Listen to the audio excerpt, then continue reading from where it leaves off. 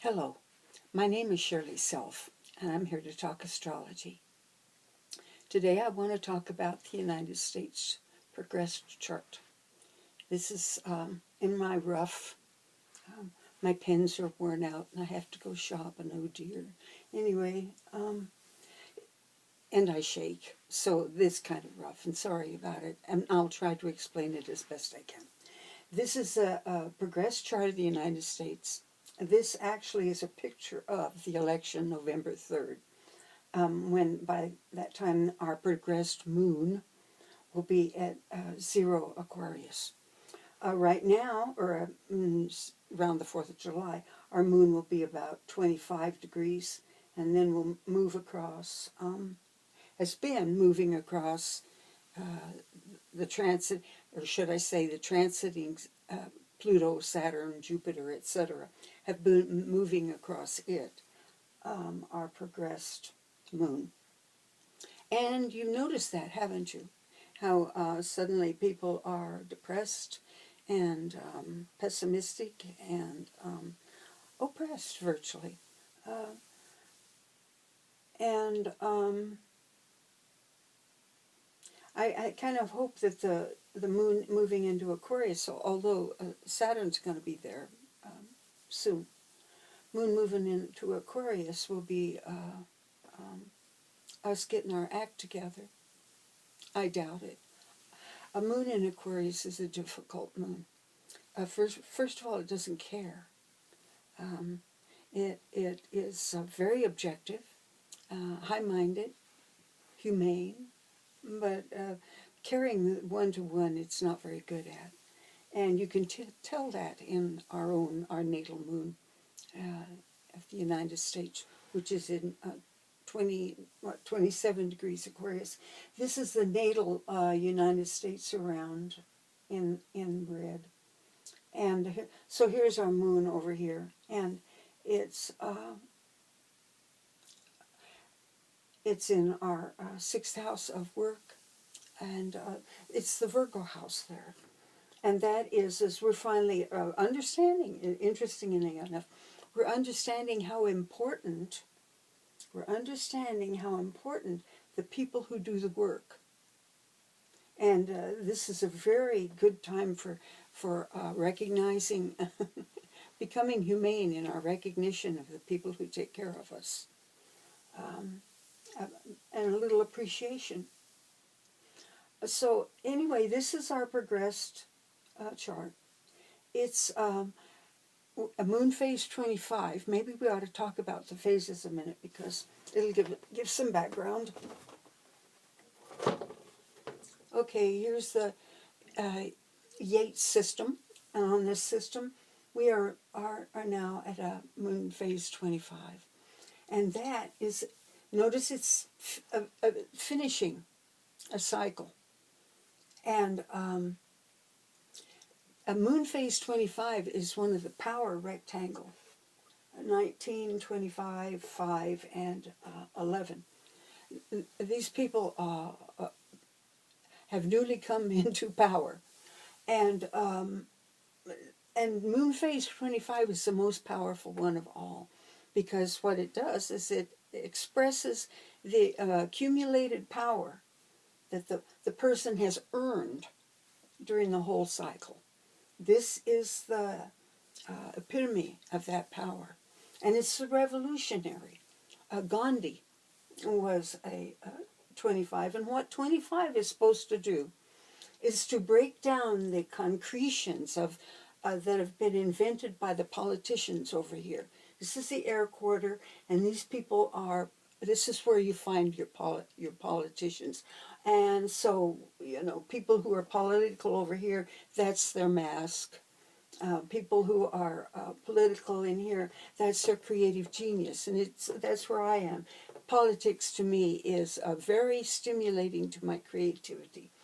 And over here we've got the spiritual, the fire quarter. And these people have to, virtually have to repair everything that has gone awry. And virtually their body of fate, meaning the stuff that they have to fight against, because with stuff that they themselves created back in, say, for 25, back in 19, abuse of power in 19, will very much affect what abuse of power happens to a country or a person in 25. And what 25 is to do is to rectify, to start the spiritual healing of, so that you can recognize what has gone on, and you use it to fix things. These people are the Merlin quarter, so we're in the Merlin quarter, and you know what Merlin was? He was the mastermind of the whole cycle. He was the one who masterminded the birth, education, and kingship of Arthur. But when he turned Arthur loose, of course, Arthur ran amok.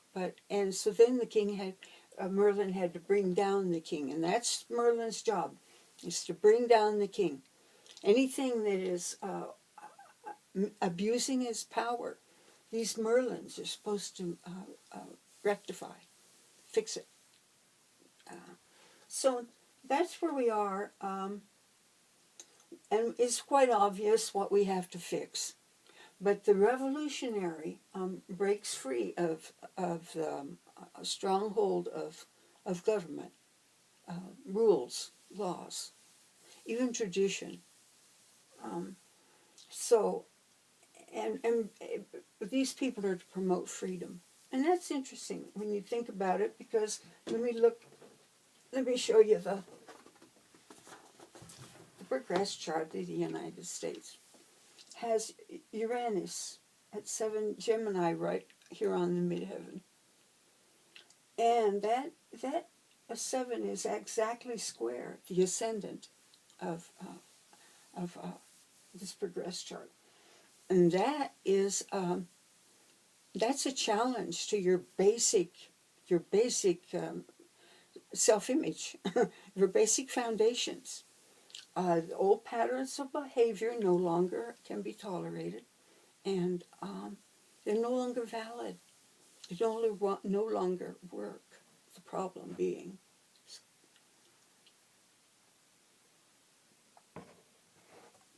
So we've got the revolution, and Uranus is a revolution, freeing one to greater potential, greater creativity of humanity. It takes, if you turn people loose, oh my goodness. Well, actually, we have kind of been turned loose from the rat race. Think about it. Here in the lockdown we've had, people are becoming incredibly creative. We're also becoming fat and drunk, but enough about me.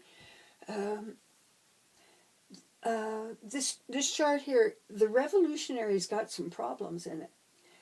It's got a Saturn. Look at how tight that Saturn Venus opposition is. They're in the house of communication, and so you see how what people are going to be talking about is how the government has hoarded everything, and the people ain't got nothing, and they deserve it. It's Venus is in Taurus there, and she's in her rulership, and this means that her cause is right. Saturn in Scorpio's just stingy, and it's retrograde there. Mars is conjunct our natal Saturn. And remember, our natal Saturn is up in the 10th house of government. It rules. It represents the government, and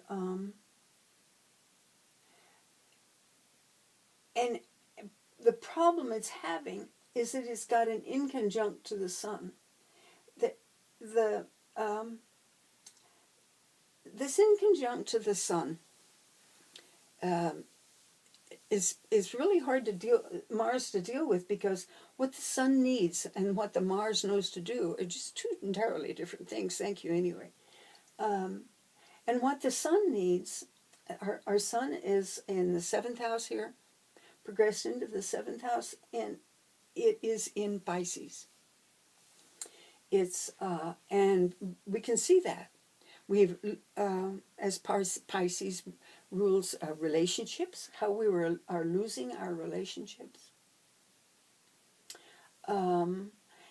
What's interesting to me is this little symbol here is Pallas Athena, and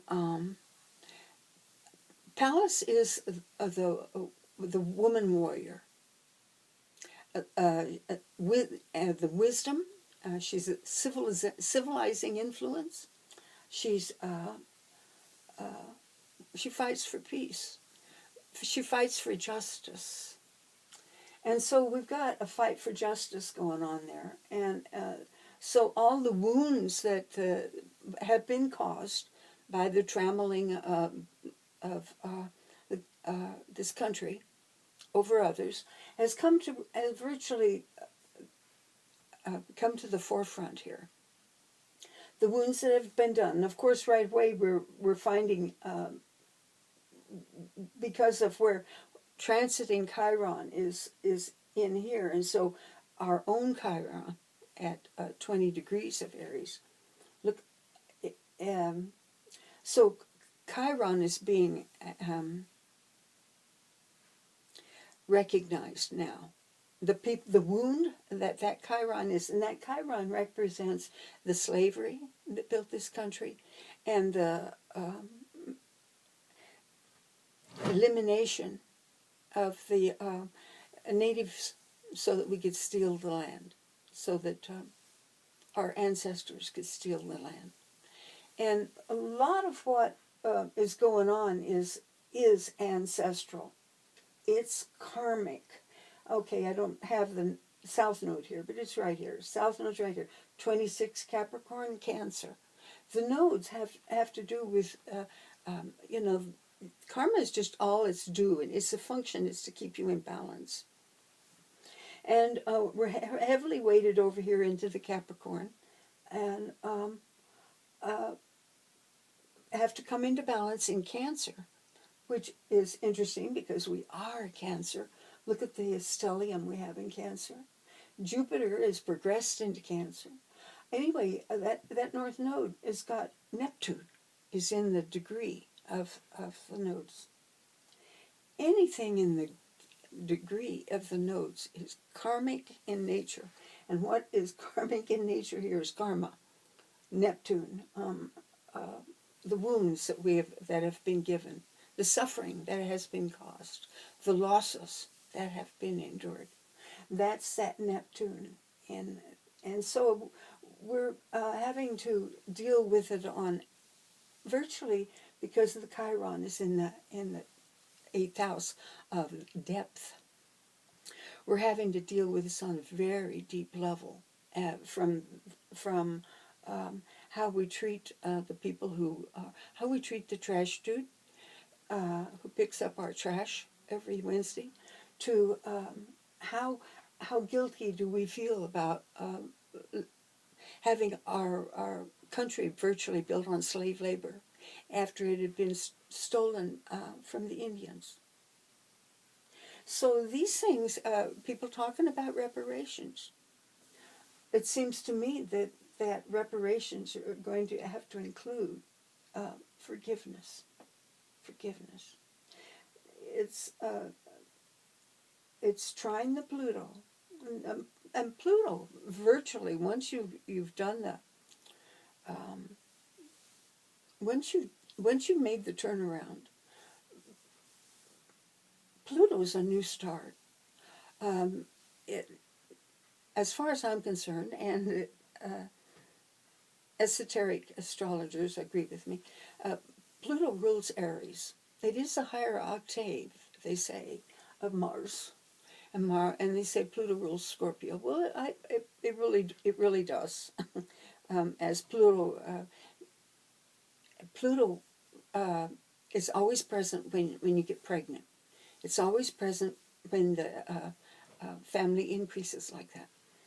It always present. I hope I said that.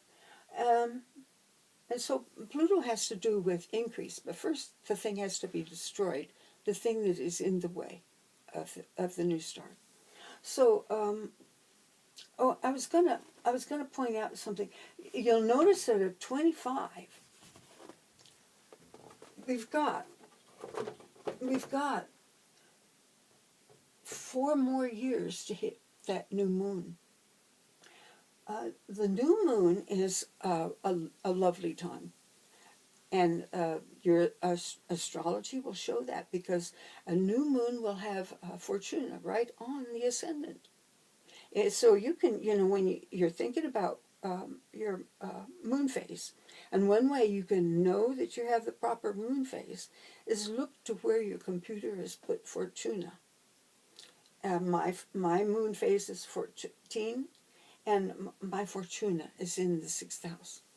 So you can give yourself you can check your math that way by looking for Fortuna. So at our new moon in 4 years, and it will happen, new moon in March of 2024,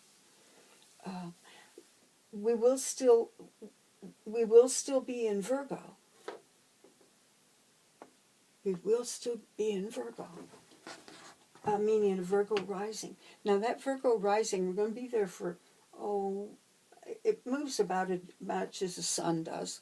The ascendant, it progresses about a degree a year, or a day. I mean, yeah, a degree a year. So Virgo, has to do with service, being of service. It rules the 6th house, Virgo, and the 6th house has to do with where you need to do service, or you can say where you're sick and need to heal yourself. It has to do with those. It rules the cops, the fire department, the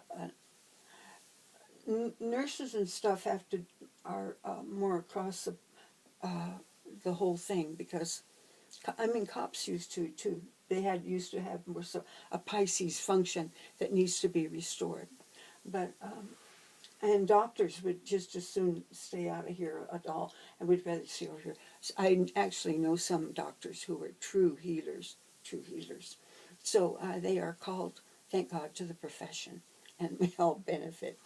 So Jupiter's conjunct the Sun, and so we've got, look at this stellium up here. What is our goal? The goal, 11th house is the long-term goal. That's why it's ruled by Aquarius, because the true goal of a human being is to become humane. So our long-term goal is security, Cancer. Our long-term goal is virtually material security. And we've got Jupiter right there on the Sun. Now it's square the Mars, the way we're going on, the way money is being spent, the way money's always been spent. Notice that the Mars is in the second house. It's been decided how it's to spend it. and we're still spending it where we've always been. Anyway, so over here, we've got this. The Sun is conjunct the Pallas, and Pallas Athena, and so what's needed is and Jupiter is conjunct our Sun. So what's needed is, and notice her trine. So it can work. What's needed is not just forgiveness, but a vision of the future, new ideal. Pisces has a new ideal, and we need a new solar ideal. What is our Sun? What are we going to do with our new moon? What are we going to do with our new moon? it's interesting that moons, Yeats says that the phases 26 and 27 are the loins. They invent the new cycle. They invent the new will, the new goal, the new energy to tame, to transform. And so in a couple of years, we're going to have to figure out what it is we want to do next cycle, which starts in March of 2024. The new moon will be at 19 degrees of Pisces in 2024. And new moons are good for us. The full moons we have suck. The Civil War started on a full moon. Depression started on a full moon. Ronald Reagan was elected on a full moon. We had the meltdown of the savings and loan at the full moon. So full moons are hard. They're hard for a lot of us. I was born at the full moon, or a couple of degrees, 5 degrees before the full moon. And full moons to me are times of realization, and usually I enjoy them. They're kind of they're pleasant. Of course, I use them. I do imagination around them, and learn stuff. I also do ritual. I do ritual at the full moon, so I always learn stuff. So, what do I want to say? Oh, I think I've talked about Pallas Athena and Chiron. There's one that's down here near Pluto. It's Ceres, and so Ceres has to do with food, the food supply. She's cereal, you know.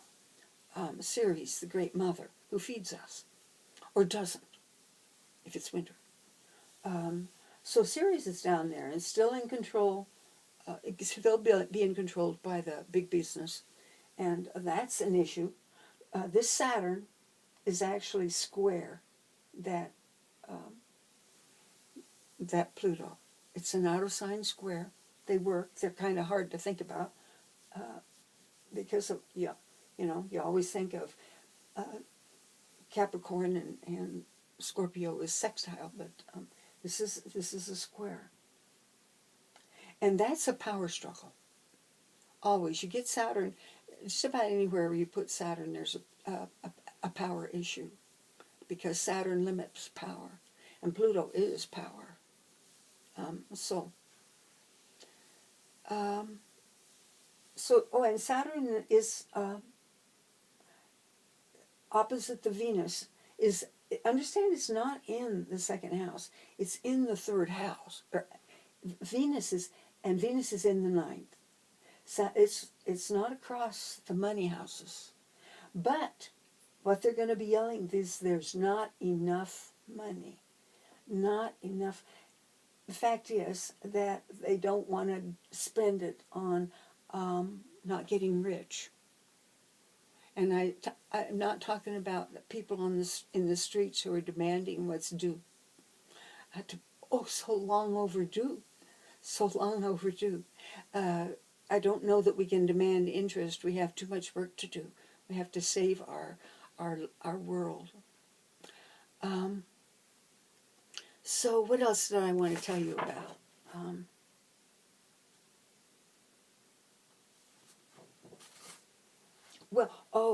Next year, at the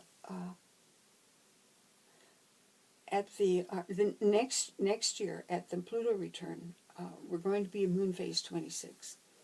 26 follows the 25, the height of power, and 26 is therefore the depth of weakness. and a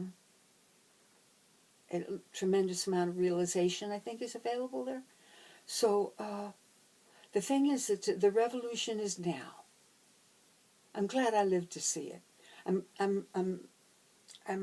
kind of pissed that I'm too old to be out on the streets demonstrating, jumping up and down and yelling. Oh, I miss it. But I can feel you out there. I can feel you out there. And I'm so grateful. Keep up the good work. All of us. Anyway, I'll talk to you later.